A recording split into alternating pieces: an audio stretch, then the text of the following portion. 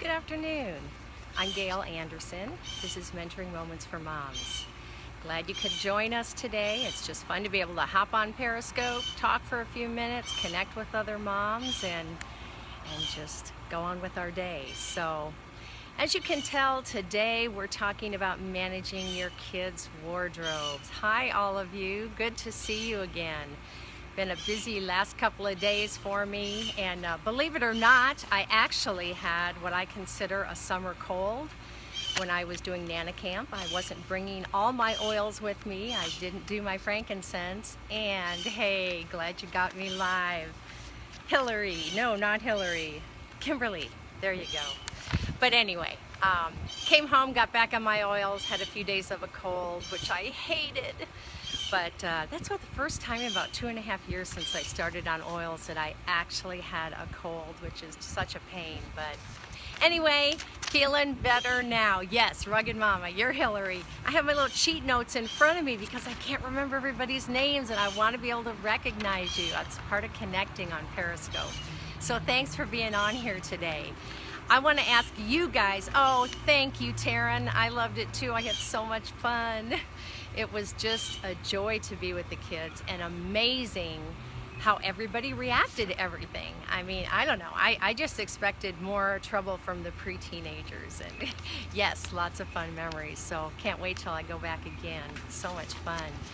So as we're talking about kids' wardrobes today, how do you manage your kids' clothes? How do you keep a handle on it? Not just where you're storing them, but how you plan for their wardrobes for each season. Trouble, Taryn? Oh no. Yeah, it's really an issue. I think for us, when my kids, they grow so fast. Yes, they really do. So, Danielle, do you save your clothes then from one boy to the next, or are they pretty, oh, prickly pear, excellent. Big boxes labeled for each size, that's excellent. If the clothes are still in good enough shape, you can definitely save them, and that's awesome. So here we are at the end of the summer. You're a little over the top about matching, Taryn. Okay, oh, 2 kids matching? Oh, that's adorable. Of course, I did that with my twins. I did it with my first 2 boys too, and that was a lot of fun. We had a good time. But we're at the end of the season for the summer, so the first thing you've got to do is start going through what looks too worn out, what you need to get rid of, what certainly does not want to be passed on to someone else, a brother or a sister or anybody else that you know, because it's not in good enough shape. And just taking stock. It always helped me to take stock at the end of the season and kind of plan for the next year. And that was something I did which really, really, really helped. I do want to throw in here, if you need help on your own wardrobe, I'm of course not the person to help you with that, but Lizzie Loves Health has a lot of stuff on her scopes about the Capsule Wardrobe. Excellent information. My problem is I have a favorite store. It's called Loft. So when I walk in there, I mean, I don't buy things at full price, but if I can find things on sale that are dirt cheap, I wind up buying some things I probably shouldn't or don't need in my wardrobe. But the thing that's wonderful is at the end of every summer, I know my t-shirts have to be replaced because I just wear them all the time. Yes, fantastic. Lizzie helped to make over her wardrobe. Thank you for putting that in there, Taryn.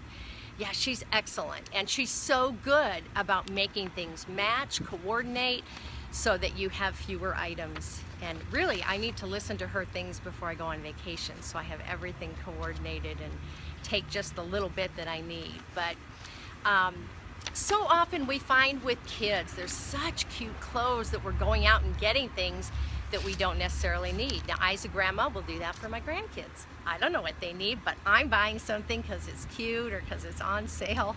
But as a mom, you probably have to be more practical. I don't even know if there's things in your kids' closets that they're not wearing. Find somebody to give it to, or if it's good enough, save it for the next one. The internet makes it so easy, you're right. And gosh, if you even have those credit cards where the more you buy, the more points you get, like Gap, that's fantastic. That makes it harder, isn't it? But it does help to look at the end of a season, if you can estimate the size your child is going to be, and buy at the end of the season when everything's on sale. But let's talk about going into the school year. Now is the time you have to start planning for the fall winter wardrobe, and you've got to look at what your kids need. So before you go out shopping, before, as in Oklahoma, you have that non-tax day, I'm trying to consign clothes I didn't use. That's excellent, Hillary, excellent. Very good, because you want to be able to do something with it where you're getting some kind of benefit. If you're not just giving, at least selling it so you have money to spend on your kids when you are getting their clothes. Thanks for those hearts. If you like what we're talking about today, just tap on that screen, give me some hearts, and if you want to share the broadcast, swipe to the right and you can share it with your friends. So we're going to go through the clothes we have at the beginning of the season. Now, if you're looking at a firstborn child, I'm in Facebook groups that sell to each other. That's fantastic. Wow, that's a great idea.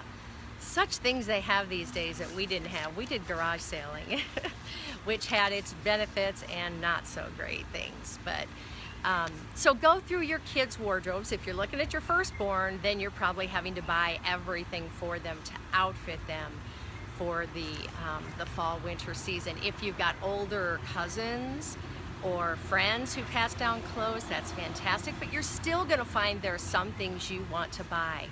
So as you can imagine, start out by just making a list so you can keep yourself to what you need when you go to the store.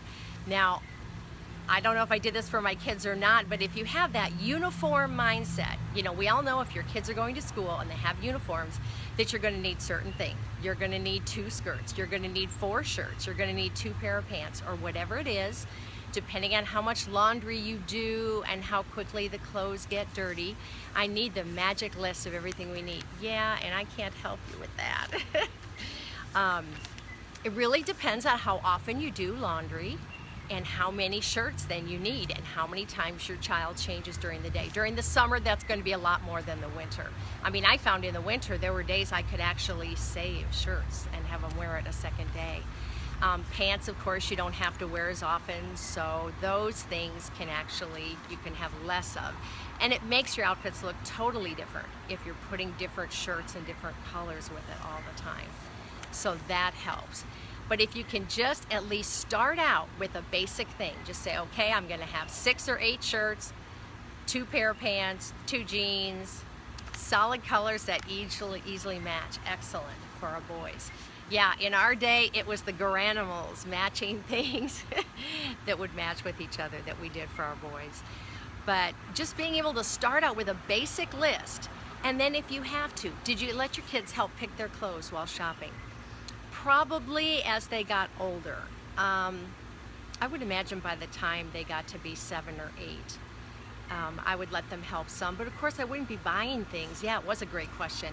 Wouldn't be buying things that I didn't think they'd use. I'd probably convince them out of it. If they got birthday money and they wanted to spend some on clothes, or I was convincing them to spend it on clothes, yeah, I would let them have some kind of say in what they got. If we are buying things for our kids that they definitely have preferences and won't wear, then we're just wasting our money. So at least having them have some input in it. Now when they're little, it really doesn't matter. They're not going to have tons, hopefully, of preferences. So, but when you can, and when it's practical, and when it's stuff that makes sense, letting them have a say in it is good. So if you just have that uniform mindset, okay, what's the base? What is the bare minimum I can get along with? Okay, I'm only going to do wash once a week, whoever does that.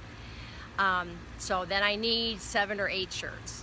Now that's probably not practical. You wouldn't just do laundry once a week, but just look through the needs and determine, okay, when my child comes home from school, he's always got to change his shirts. So then you got to start thinking of extra things. And you can have certain things that are for better wear, or for school wear, or for just play clothes at home. It's nice to be able to divide those things too. But if you start out with that basic list, and then as you need more, go ahead and buy a few things, but keep that basic list in mind and use that as your key every season and every child as you're going through. I find if I have a list for what I need, it helps me not to buy unnecessarily, just because things are pretty or nice or fun or my perfect color. I definitely have color preferences. So if you keep to that list, it does help. And again, I definitely say buy at the end of the season if you can. If you're going to know what size your child is and you can estimate what they're going to be wearing, what they're going to be needing, then go ahead and buy on sale. We did that a lot when we lived up north and the budget was tight, and it was fantastic. We got some things, I think we were shopping at Kohl's back then, getting things at 75% off, which was very nice. And of course, as far as my girls went, I made a lot of their dresses. I am a seamstress, I love to sew, and I waited and waited and waited. When I had my boys, I would make all the boys matching Hawaiian shorts or stuff like that, but not much else. And then when I had girls, it was like, okay, I'm making all your dresses. I made dresses that matched with me for every holiday, like Easter and then Christmas. And so we had a lot of things that we did together, so that was fun. But I do want to share one other hint that I think is absolutely wild. If you were on last week, you saw my son Jesse, my very practical, rational son, just an organizer, a planner, just unbelievable. What he does, and he did this probably since he was in high school, he has a certain, pretty much they wear jeans most of the time. So they have jeans and then they have shirts. Even short sleeve shirts they wear during the winter time, even up north. But Jesse would have a certain number of hangers. I don't know what that magic number was. Maybe it was 30 or something like that. He had 30 hangers. And if he bought a new shirt, he had to give up one of the other ones. That is fantastic. I've tried to do some of that with myself because I just don't want too many things in there and have things that I'm not wearing. So if you get something new, then you have to take something off a hanger so you have a hanger that's free. Very, very interesting way to keep to that simple life, simple living, making things easy for you. And just a note, I love just keeping kids' shirts on hangers, not having to fold them, and then folding their pants and shorts. Great way to store it, and even younger ones can learn how to do. Great idea, Heart for Mom's Closet. Amen, I gotcha.